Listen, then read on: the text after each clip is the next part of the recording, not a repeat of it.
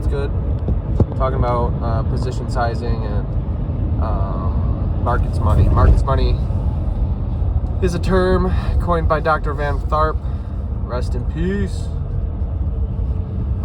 in his book Definitive Guide to Position Sizing. This is in regards to markets money. Most people think markets money is like, let's say you're up $1,000 on a position, your open P&L is positive $1,000, therefore you can call that markets money. You can say, all right, it's not my money yet, but it's the market's money yet, and that means I can probably buy in more and trail my stop a little bit. And now my stop loss is at 0, okay, but I'm 2 positions now deep.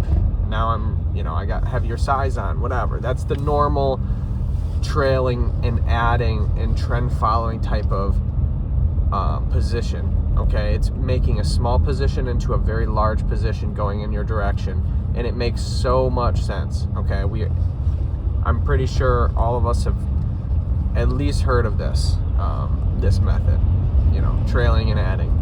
So my point is here, what's technically happening is that you're going long again, right? So you're up $1,000, you're long, and you're going long again, okay?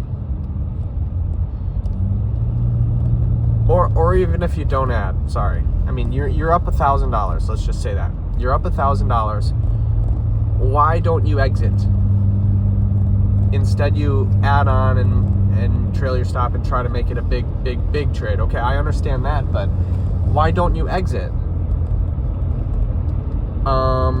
Because I would consider it can be your money. The only difference between it's market's money versus your money is the fact that you didn't sell market and get out.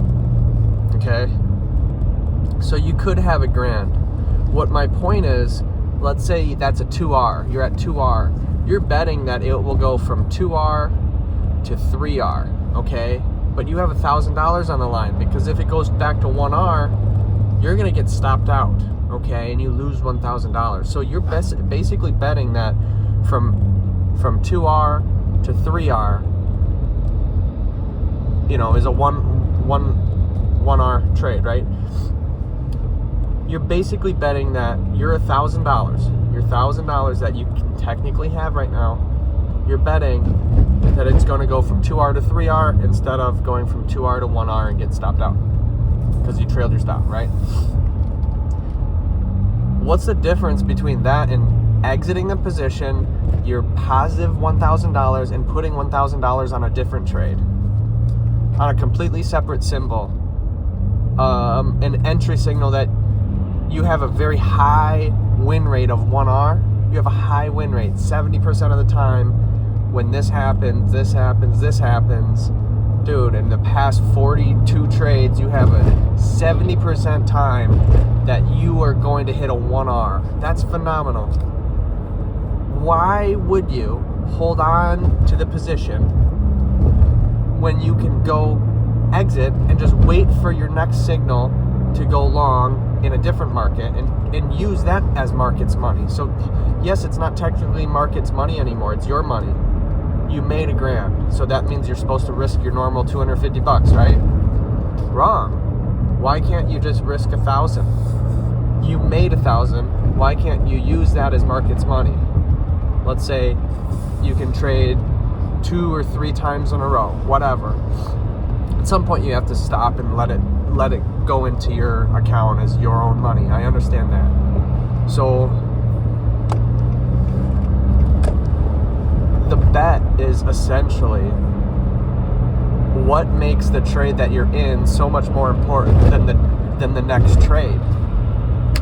I don't get it. I mean, I understand having a small risk, inflating it into a large win. I understand that. I've done that before. But the difference is that if you really think about it, what's the difference between an open P&L and a realized P&L? Nothing but a sell market, bro. You're gonna get $1,000. You can take that $1,000 and do with it somewhere else better, for a small gain, whatever. I just think that just because you're in a position that's winning doesn't necessarily mean it's going to continue winning, bro.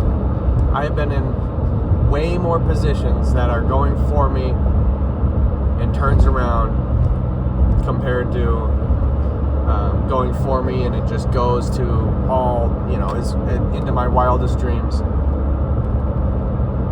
It's so rare. So rare, dude. So just if you have edge in your entry, just take your little entries. Just take your entries. Just take the pops. Just take the small pops and that's it. That's it. I'm not going to. Why would I add to the trade? Add to the winner. Trail your stop. It all makes sense. But what if you really boil it down to? You're basically betting that $1,000 on it not coming back in your one trade. It cannot come back to 1R or break even. It cannot go back to break even. You're betting that it won't go back to break even versus the next trade. You're betting that I won't hit your stop loss. Both of them are $1,000. Both of them have your exact same scenario in your P&L. Because if you're risking $1,000 on that trade and it goes up, you're up $1,000, right? Same thing in the original trade that you trailed your stop and you added to the position. You're up $1,000. I don't know. If you trail it, I don't know. It gets confusing, but I don't think your profit's gonna be let's say you're risking $500, right? Goes up to 2R. That's $1,000, right? You trail your stop to 1R. Now you're risking $500, right? Or positive $500, but now you enter in again. All right. Now your stop loss at your break-even point is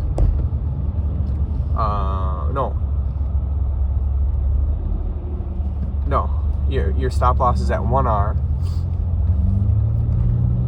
and you make nothing at 1R.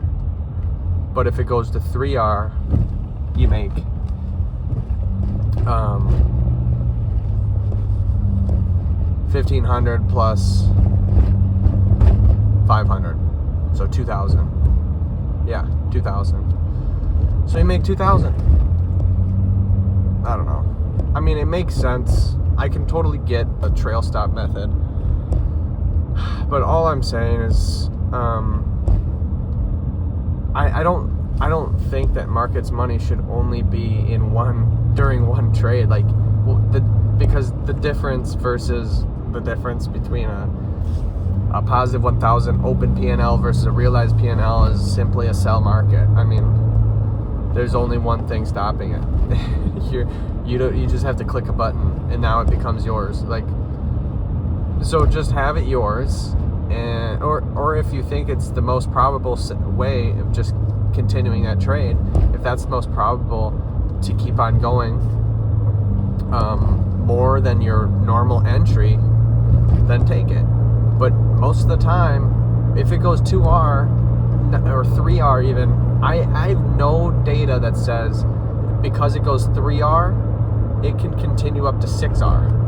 I have no data that says that it's more likely to go to 6R than come back to 1R and stop me out. No data that says that. All my data is on my entries. All my data is on entry. If I enter here and my stop loss is here, most of the time it hits a 1R, period, plain and simple. That's the only thing that I have data on, so why would I risk it on this thing flying upwards and continuing? Sure, I risked $500 and I made $3,000. That's phenomenal, okay? When you look at that risk and reward, you're like, wow, why wouldn't I choose anything else? Because it's so rare that you get that. Instead, you can take $1,000 and now instead of one trade making $500 to $3,000, you split into two trades. One trade made $1,000, and then you traded the next trade and your normal entry and your stop, and you're risking $1,000. Okay, you're risking that market's money, right? That's market's money right now. It's mine, but it's market's money. I'm considering it. So now I scale up. Instead of $500 risk, it's $1,000 risk because it's market's money. Okay? So now if it goes 2R or 1R, you make $1,000 plus your original, right? So now you made $2,000 in 2 trades instead of $3,000 in 1 trade. But dude, you try to make $3,000 off a $500 trade. Try it. It's very difficult. It's it's more rare. It's just so much more rare. And I'm gradually growing back into targets, bro. Take your targets. Why? I have tried so many times where I just don't have a target, dude.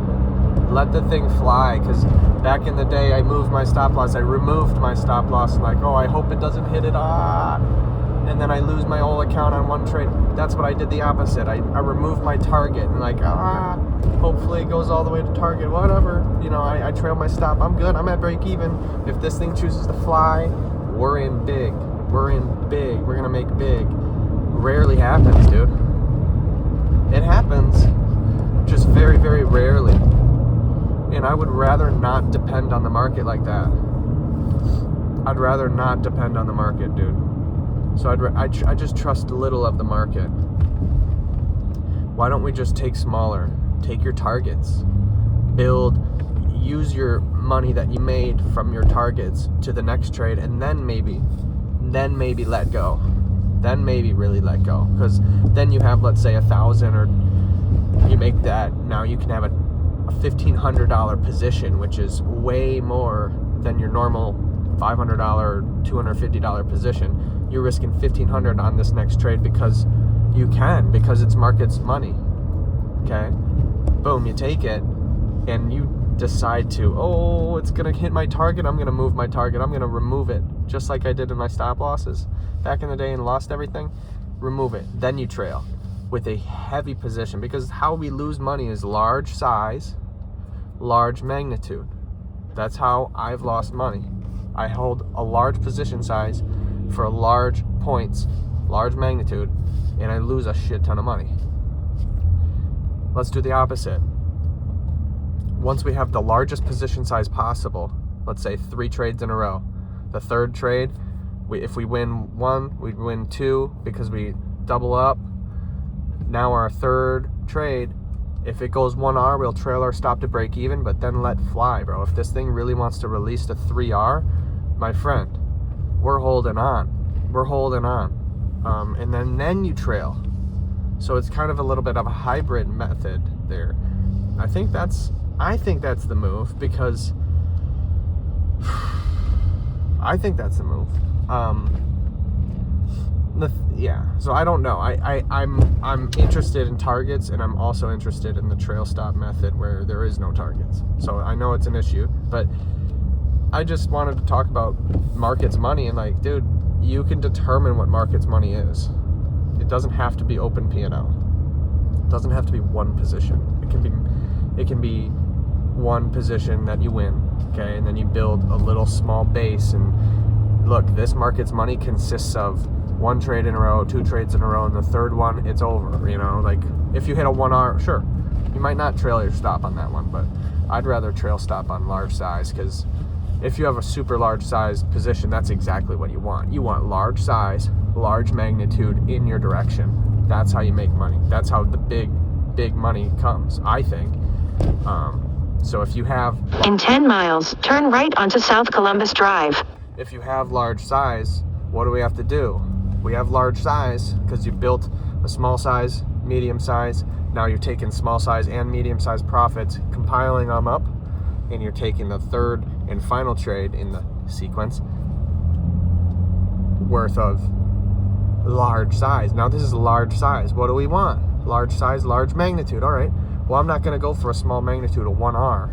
Okay. I can trail my stop at 1R. Great. Because then I don't have to risk anything. That's fantastic. But this is my large size trade. I might just let it run large magnitude. Let it go. Let it fly. And if you lose, great. You're back to break even. You're back to nothing. But at least you freaking tried. At least you gave full, what is it? Exposure. You got full exposure to something massive, only in your direction. So that is one way to do it, I think. All right, peace.